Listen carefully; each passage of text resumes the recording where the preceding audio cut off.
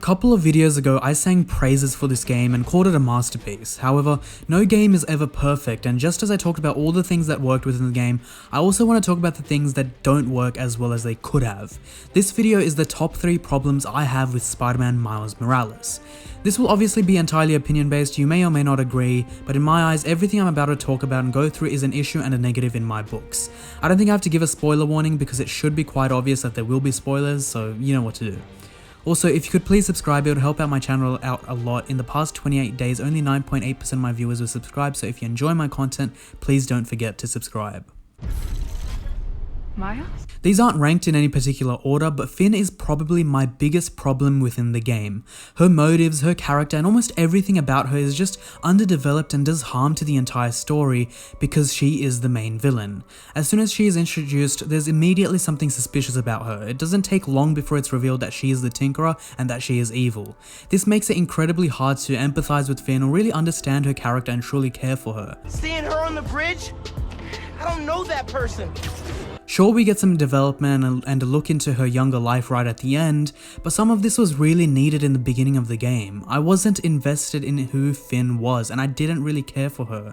I've watched 3 people play through the game and they all predicted that Phin would be the Tinkerer. I personally wasn't expecting it because I didn't think she was that big of a character, and so I didn't even really pay attention to her. If you start out a character being instantly evil, it's hard to empathize with them without realizing their motivations. And with Phin, the biggest problem is that her motivations make no sense to me. The only 2 motives I can think of for Phin to be doing what she is doing is to avenge Rick by taking revenge on Roxxon, or to save people from danger and the threat of Roxxon. Now, dealing with the second motive first, there was in no way or shape or form any evidence that Phin cared about saving people. We definitely know that Rick cared about saving people, but Phin, there's basically nothing. Instead, what we do see is an absolute carelessness on her part for the safety of other people. She joins the Underground, for example, a criminal organization or gang. If you cared about people, you wouldn't do that. Then there's the chase scene with Miles where she's just destroying everything. If you care about people, you wouldn't do that. Then there's her intent to blow up Roxxon Plaza, which at first could potentially kill people, but at the end it would definitely kill people. And she just does not care and does not want to listen to Miles. If you care about people, you wouldn't do that. Now, all of you are going to come at me and say, oh, she was blinded by her grief because she lost Rick and she has a thirst for revenge because she's lost all her family. Alright, why is she compromising on the one principle that Rick died for? That is, to save people. Rick wanted to stop Nuform to save people. Phin wants to stop Nuform to avenge Rick. And then there's also the fact that she, for some reason, instantly snaps at Miles and goes from being a friend, someone she sees as a brother, to immediately beating up Miles and threatening to kill him. Come near me again. I'll kill you. She beat him up the most in the entire game, that he straight up passed out and Genki had to come in and help, and even had his identity exposed to his mum because of Phin. For someone that cares so much about the people close to her, her inclination to kill Miles just doesn't make sense to me. She says that he destroyed her lab. I don't know what lab Miles destroyed that was so severe that you kill him. She also says that Miles screwed up the bridge. Well, not really, because Phin still stole the Nuform and got away with it. Miles just destroyed the bridge. She also says that he got her kidnapped. Well, this was already kind of dealt with beforehand. They established that Miles didn't know and it wasn't his fault really. I mean, are you really going to kill someone you'd call your brother just because they messed up a bit? I mean, Miles still cares for her so much throughout the entire game, and so it just doesn't feel right to me how quickly Phin turns her back on Miles, literally. Now, everything that happens after this scene is perfect. The flashback develops her character, something that was direly needed earlier on, and then her actual transformation and self-sacrifice, which was perfect for her character. It's just that her earlier motivations and initial development was severely lacking in my opinion, with poor motives that just didn't work for me.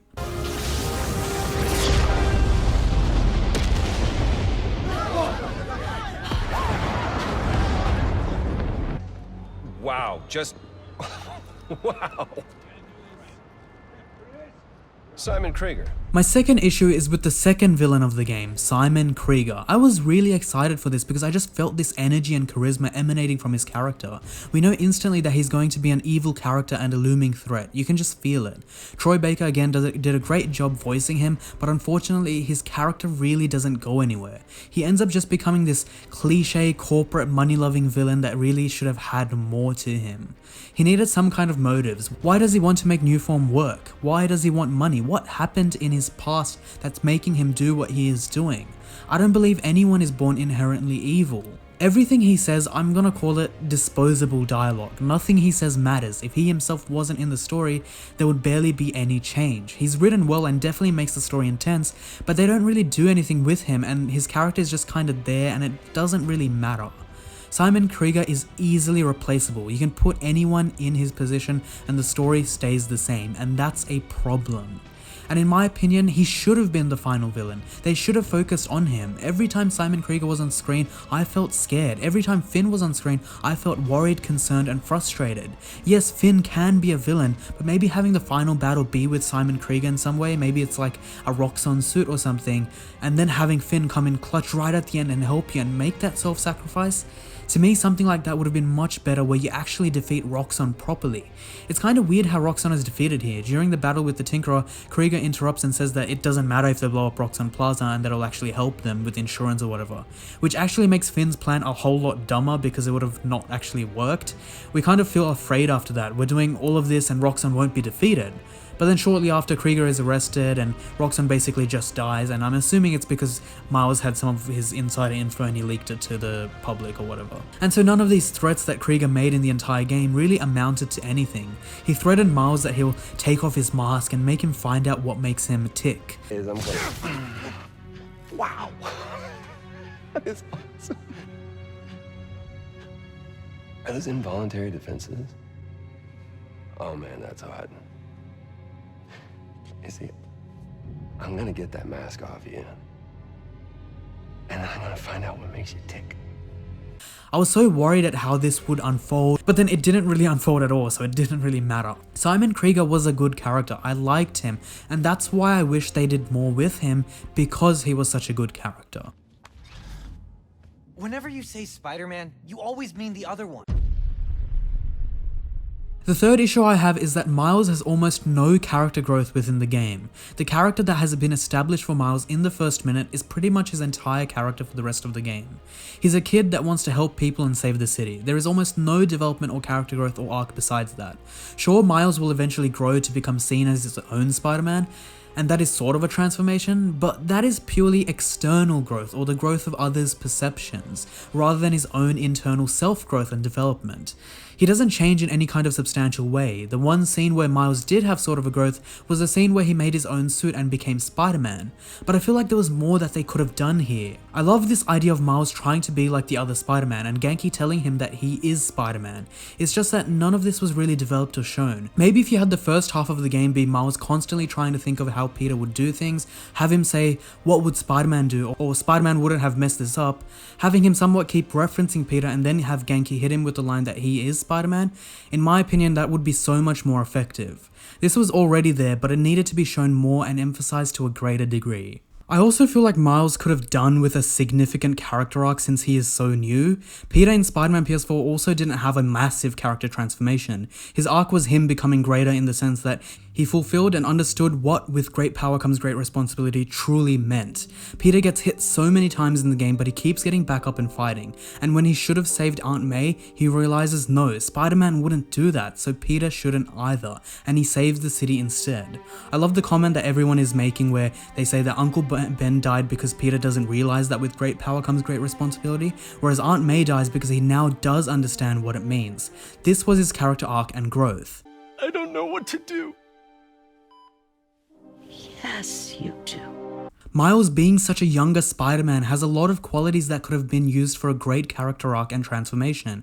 We see sort of the roots of many of these qualities, such as him just not being as good as Peter and messing things up like the first Rhino mission. Maybe he could have had an arc that as Spider-Man he can't save everyone. Have him face losses and consequences and grow out of that. There were many things Insomniac showed about Miles and they were really good, but none of them became a significant transformation for Miles.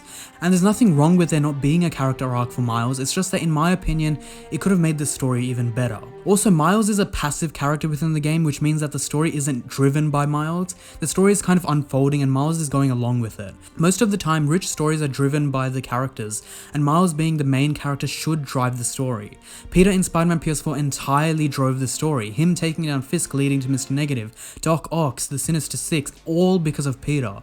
Miles doesn't really drive the story here, which for some could definitely be a positive. Having Miles, a new Spider-Man, enter a universe that's heading towards some kind of a catastrophe and having him jump in and save everyone is a pretty good story. But again, I think having him sort of drive the story as well could have benefited it just a tiny bit more. This one is probably a bit controversial, so I want to know what your guys' opinion is regarding this. Let me know in the comments down below. Now, in my opinion, all of these problems are intensified because of one aspect of the game. The length is just too short. The length is great for gameplay, don't get me wrong. I made a video about how I enjoyed the shorter game for a gameplay experience, but I took down that video because after thinking about it, having a longer game could have solved all these issues I've just pointed out. And ultimately, these issues exist not because of Insomniac being incompetent at storytelling. We clearly saw they can tell a really good story with Spider-Man PS4, but because they made the creative decision to make this a shorter game, which influenced how the story is to be written. Most of my complaints are hard to address without adding more onto the game.